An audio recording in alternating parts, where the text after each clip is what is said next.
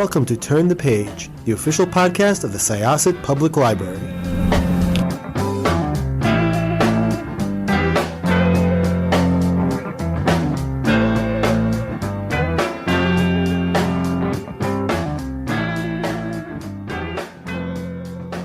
Welcome to Syosset Library's Turn the Page podcast. I am Jessica, one of your hosts today. My fabulous librarian co-host is Stacey. And this is actually really exciting. This is going to be our Thanksgiving episode because Thanksgiving we like to highlight something special, either, emotional or, something that kind of feeds the soul a little bit. And as a nerd and a librarian and pretty much everything, this one is like the icing on the cake. It's the bill. Yes. So please introduce yourself and tell everybody who you are. Hello, Mike Uyama. I'm the owner and founder of Games Done Quick and also the director of events. And yeah, I've been at this since 2010 and in a more official capacity as a company since 2014. So Games Done Quick. It is, well, first of all, how did it all start? And I know that the term speed running is going to come up. So if you can tell us a little bit about what that is too. I know what it is. I'm sure Stacey knows what it is. And tell the listeners who might not know. Yes, for the listeners to be informed.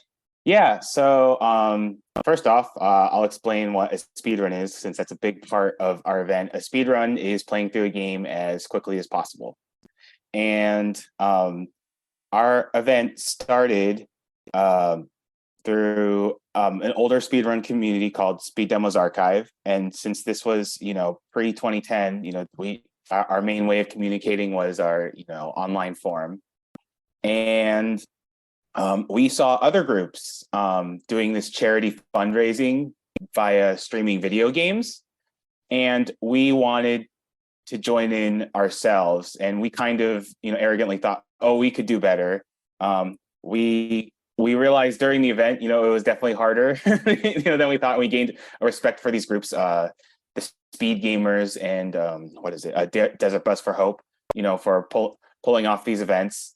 And our first event raised over $10,000 for the aid charity CARE. And then ever since, we've been raising money for various charities ever since, and we've raised over $41 million so far for charity. I think it's such a cool concept. I got into it a few years ago when Jessica was like, have you heard of this and all this, when we were talking about our, I think it was the second SciCon, so 2018, 2019. And of the summer games done quickly. It's really cool. I'm not capable of it at all. I am the slowest gamer ever. That's why I have 5 bajillion hours on a lot of the games I play. But I think it's cool, and I think a lot of people do know about it, but I want to spread the word more. So I'm here to, as a fan, yeah. So you as a gamer, I mean, just some stuff. What was your first game that kind of got you into everything? So my first game and game console would be the Nintendo Entertainment System, and I think my family bought one back in 1990. And my first game was, the packaged Super Mario Brothers and Duck Hunt that came along with it. I had played some other games before then, but that was definitely the first game that I really sat down and took some time to play. I mean, it's so crazy to me that anybody started at this point on anything other than a Nintendo Entertainment System. I think this is one of those, but I feel like it's evergreen, right? Whenever the, somebody is a gamer, even if they started not when I started or when you started. Right. I mean, all of those games, it's like a rite of passage. You have to go back and you have to play the original Legend of Zelda. You have to, play the pixelated Mario. I don't know. I feel like, and it's a way that connects gaming generations, which is cool. So one thing I just want to know, so watching games done quick, how do you choose the games? And like, because I know there's some retro games and then there's some new games. In my household, we could not wait to see Kirby and the Forgotten Land because that is all I heard about for a very long time from my kids. The way we choose games is that we have a group of people called the committee, and we have about 10 days of people just publicly submitting games to our event, and there'll be thousands of submissions. We got the most submissions we've ever had this event. I don't remember the exact number, but it was a lot. It was definitely over 2,000. And over about the course of a month, we meet and we go over which games we'd like for the event. And we keep on hashing out that process until we pare it down from, the thousands of hours of games that are submitted to around 125 hours of games, which with setup blocks and scheduling and everything ends up being around the typical marathon, like 156 to 160 hours. That's incredible. I can't imagine how much work actually goes into this. Yeah, I mean, there's a lot of watching videos, but you can't watch the entire video, or else the selection process wouldn't be done by the time the event started. So there's a lot of video watching and a lot of taking notes and which games stood out to you, and it's a combination of oh, this is a cool game that we haven't heard of before, but it's a really cool speed run, or this is a reliable, people like it and it does well in donations. This is a popular series that we haven't had before, so let's try it out. So there's a lot of considerations into selecting games for our events. I've also, I believe, wasn't there almost like a novelty game section where there's McDonald's themed games and just these off the walls things that maybe we somewhat remember or want to forget? Yeah, so during our winter event, Awesome Games Done Quick, we have the Awful Block, which is during a graveyard period, typical Wednesday night to Thursday morning, which is, as you can guess, a bunch of games that are not the highest in quality. The funny thing about Awful Block is that many of the people who play the games tend to like them a lot, even though they know they're not good, because they have a certain charm to them. Even if that charm is they are bad and look very janky. And for the summer marathon, we have a similar block also during a graveyard shift called Silly Games Done Quick. Which is more sometimes there's some overlap between the two, but Silly Games focuses more on games that are off the wall and just silly or absurd looking than bad necessarily. I mean, that is kind of subjective, I guess, right? It is. Yeah. I want to make sure I'm not stepping on Stacey's toes. No, you've got some questions that make me think of some questions myself. So I'm just looking at the website of the submissions guide of games, but my question to you is are there any that you are always no, we can't do it this time, a straight up rejection, whether it's because it requires too many modifications or it just you don't have enough time to do it? Yeah, so so the longer a game is, it's kind of the more popular or well known or has a donation incentive it has to be, which is typically why the longer game, when we accept longer games, it's going to be RPGs, and the famous ones, the Super Nintendo or PlayStation Final Fantasies, or Earthbound or Super Mario RPG, like the ones that have, generally the ones that have a lot of nostalgia, Golden Sun, that sort of deal. Also, maybe a longer Zelda category, like, a 3D Zelda 100% like run. Like, I know we've had Wind Waker and Majora's Mask and Ocarina of Time in the past. So, but like if something is like, I would say, I think the longest run that we've had has been around like 8.5, 9 hours.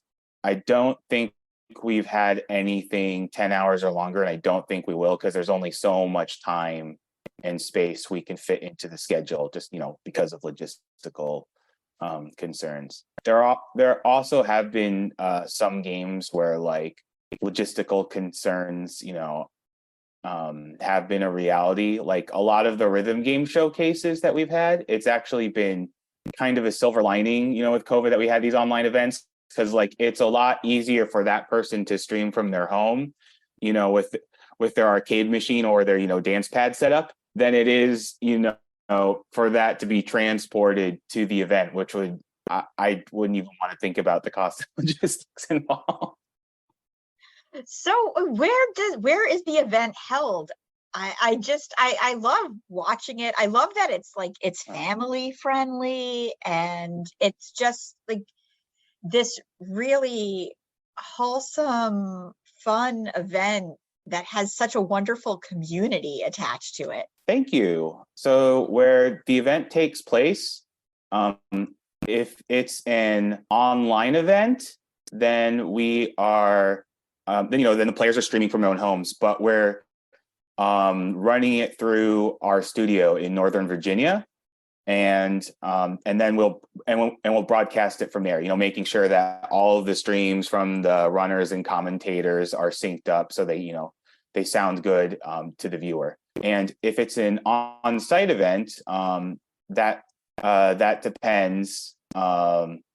We've had them. Our last one, Summer Games Done Quick, was in what was it, in Bloomington, a Minneapolis suburb. The people who are involved in it now, like I mentioned, the community.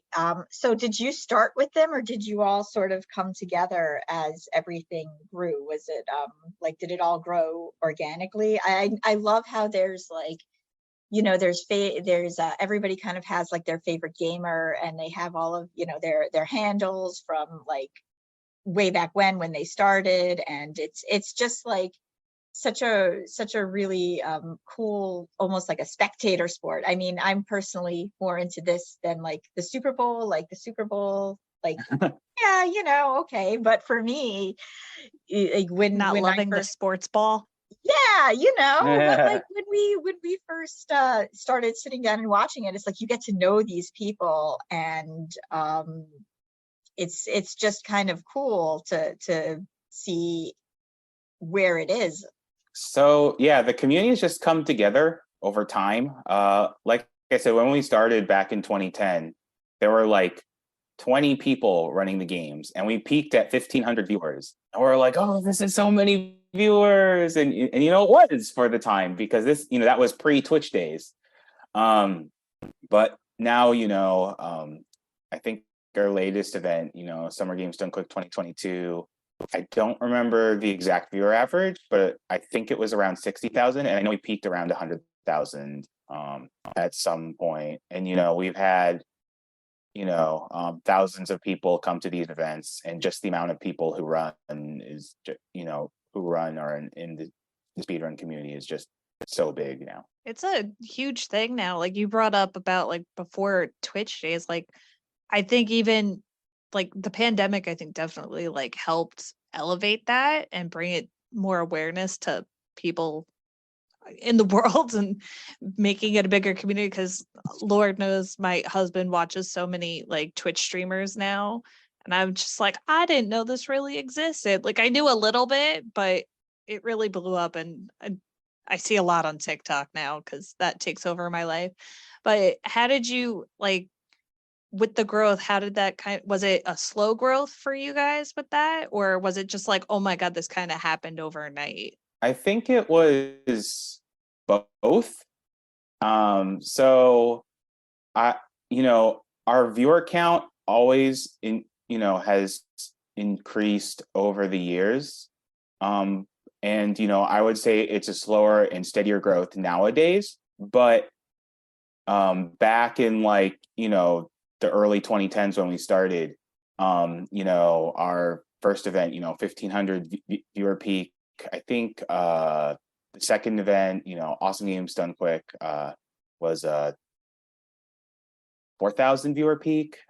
2012, we peaked at, I think it was 11,000 or 12,000 viewers. And then 2013 and 2014 is when it really exploded. And the peak at 2013 was, I think, around 40 or 50K viewers. And the peak at 2014, I cannot remember the exact number, but if I had to guess, it would be around 80 or 100,000 viewers. And I feel like 2013, 2014 were kind of our most explosive, growth years when it came to the event, and realizing that, this might be something that would last and, would, grow for years to come. And you've raised so much for Doctors Without Borders and also Prevent Cancer Foundation. Prevent Cancer. It's crazy. I mean, I still, remember, and it's still there, oh, well, what are you going to do playing video games? Yada, yada, yada. It's not. Yeah. You can't change the world playing video games. Go out and do something. And, I love that. Like, yeah, you can. And you have, and there's, the amount of good that's done from this, which is something, I guess speedrunning is still niche, but in general, you hear about esports more and more, which is basically just a fancy way of people talking about professionally playing video games. It's just really cool to see, this event, which is now, I know that Summer Games Done Quick is a week long. Is Awesome Games the same? Yes, they're both week-long events. It's fun to see just what can be done.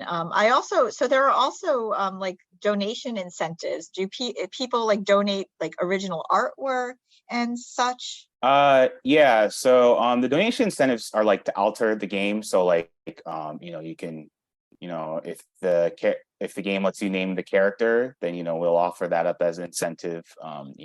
Runners have also offered making upgrade the game to a harder difficulty, doing a stage blindfolded. There's been the occasional singing incentive, if the game's very musical. There's all sorts of things. Choose the character, and yes, and people do donate prizes to our event, original artwork, sculptures, all sorts of really cool stuff, honestly. Do you have a favorite moment from either planning or something that happened that was unexpected, something that maybe could have gone south but ended up elevating the situation? Yeah, so I have two. One of them is our first event, Classic Games Done Quick, because long story short, it was supposed to take place at a hotel at a convention called MagFest, Music and Gaming Festival. I don't know if you're familiar with it, but yeah, it's a big convention. It's huge now, but back when we were going to hold our event there, I think they had around 3,000 people, and their internet ended up being really bad at the MagFest hotel, and so there was a lot of what are we going to do, et cetera. And, my mom's house was nearby, and we tested the internet at her place beforehand, and ended up, there was good there. So we moved everything to my mom's house, and, she was out of town. She told me she got bed and breakfast, and, I was also to pay for half of it, then we can be at the house. I was like, okay, thank you. And then, the event ended up working, it just ended up, working out. In the end, we started 3 hours late, we didn't even have a webcam set up, so you could see the runner, and we're kind of learning things on the fly, but it ended up being way more successful than we thought, because I set the initial goal at 5,000 and people said that was very high, and I was like, yeah, but I want to aim high. But we ended up absolutely crushing that goal and raising over $10,000 for charity. So that was a really nice moment. And the other moment I would say is back in 2019, Summer Games Done Quick 2019. Our events were doing well, and before then they were raising like 2 million, 2.4 million, around there. But SGQ 2019 was the first event that raised 3 million, and that was not something we would have expected at the beginning of the week. But towards the end of the event, we were game planning ways to possibly push to that 3 million mark, and then and you know what, it ended up happening, and the mood in the room was just electric. Like, it was everyone was super pumped and super happy, and it was borderline deafening how much people were yelling and screaming. That sounds so great. That's really cool. I always love I love that your whole aim high, because I feel like, Stacey, do I try to aim high when I do things too? Yes. Yeah, But no, it's a good mentality. I mean, I'm someone, I joke to Jessica, she's always aim high, like, yeah, let's do this. And I'm the negative Nancy of like, but what about these things? And I'm like, Debbie Downer. But not because I don't want it to do well, and everything Jessica does, she's got like a magic touch. So I really don't. I failed with things, but like basically, so like like we have SciCon, which is the library's Comic-Con event, and also for Turn the Page. I mean, the COVID definitely, in a way, like when the library shut down, I was like running out of the building with our recording equipment, which broke down. oh yeah. Which broke down. But years.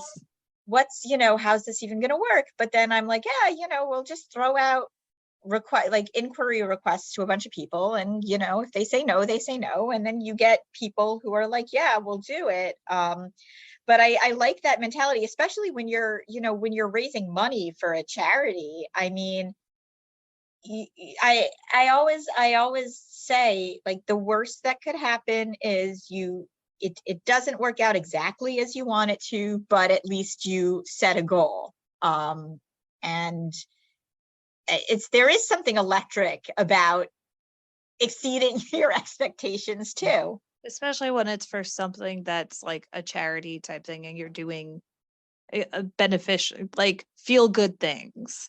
Like, yay, we hit our mark for raising this goal. Like that's something.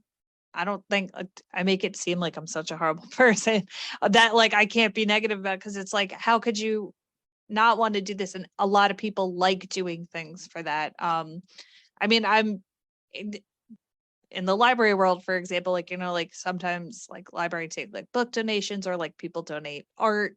We have like some artwork in our building that people have donated, and it's just like people like doing that, whether it's a small amount, in terms of like money, the $5 to like, something that it could be like, $1,000 or more. People are like, I want to do something for a good cause. And I think Games Done Quick is just a fun and new way to do it, rather than just being like, oh, I'm pretending I'm like, a oil baron tycoon of like, oh, just write out the check to blah blah blah. It's a fun way, and especially with technology evolving and so many people are gaming these days, whether you have a computer, a PlayStation. I mean, I organized my garage this past weekend. I found a PlayStation 3 that's just been sitting in my garage for 3 years.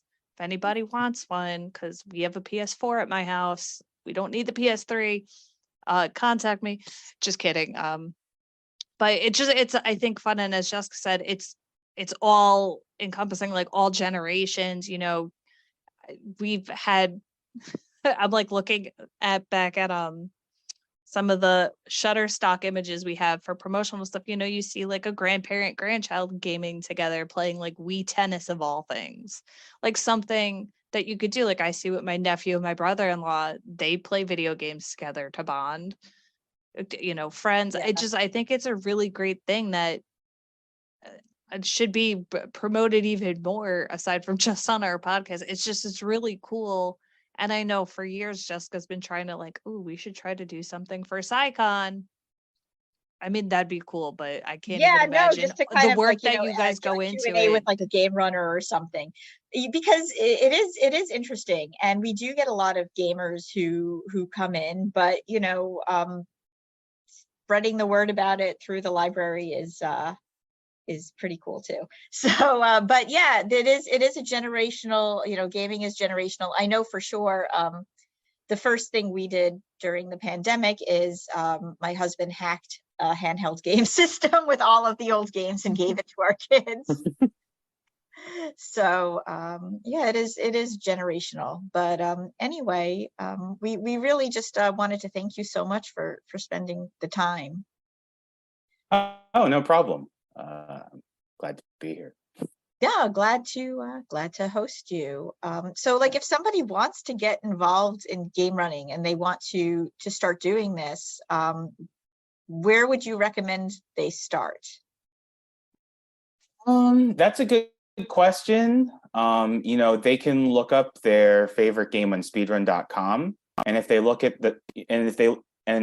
usually like on the side for the game, there'll be some stuff like guides or strategies or a Discord, and usually the community Discord is a great place to start. Most of the communities are pretty welcoming and are always excited to have new members. And even if your game doesn't have a community, or you're feeling a little shy, you can always just grab a timer. It doesn't even have to be W split, which is kind of the standard one that we use in speedrunning. It can just be a stopwatch or something, and then just time yourself playing through the game and see how you do, see how you enjoy it. Maybe you do one speed run and then you're done, and then that's all you want to do. Or maybe you're like, ooh, I could do this faster, or I can maybe do this cool thing that I saw in a speed run video or something like that. And then just see how interested you are. I'm just kind of curious what going back to the charities, because you've done Doctors Without Borders and Prevent Cancer Foundation. What made you choose that? And are you open to do people suggest things to you guys? I'm just curious about that. Yes, we have been suggested charities from time to time. So what made us choose the Prevent Cancer Foundation was after our first event, where we raised money for CARE.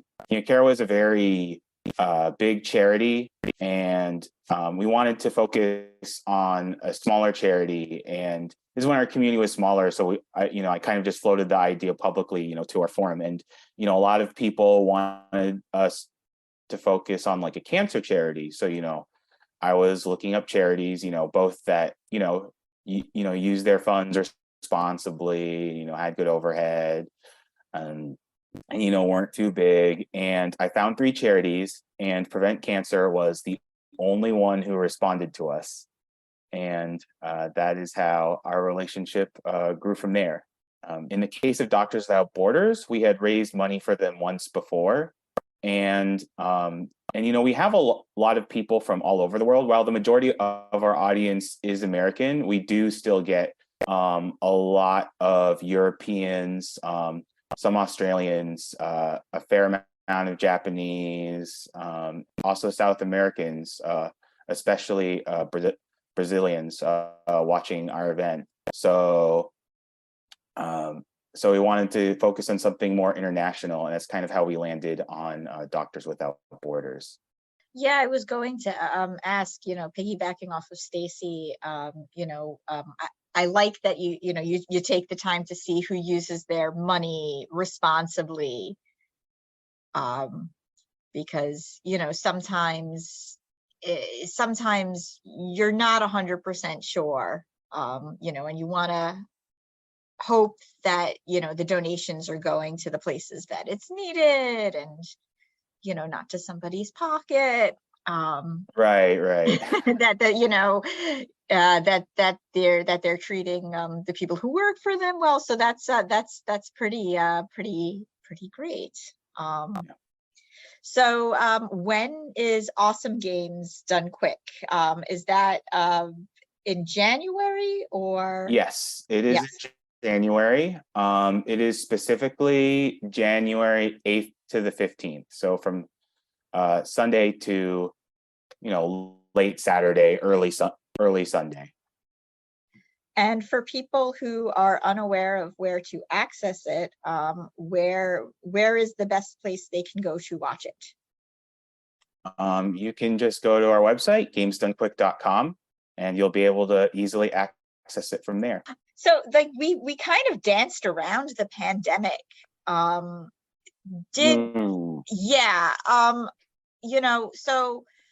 how did things change? Like, did you have kind of this moment where you were like, oh no, this is going to sink us? Or did you kind of, because you can do a lot online, did you immediately shift and say, you know what, we're still going to do this, but it's going to be 100% online? There was a lot of back and forth, because, in the early days of the pandemic, there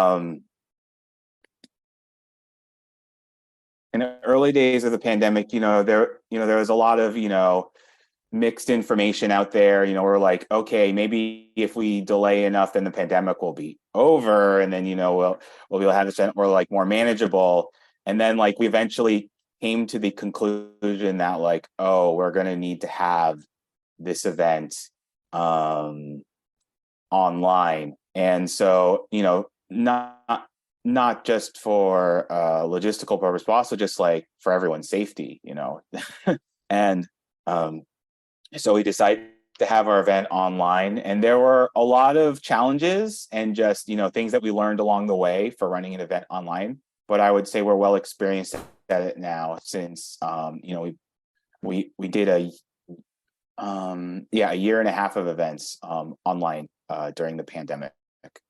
And we learned a lot about streaming events exclusively online and not having them on an on-site location. Thank you very much.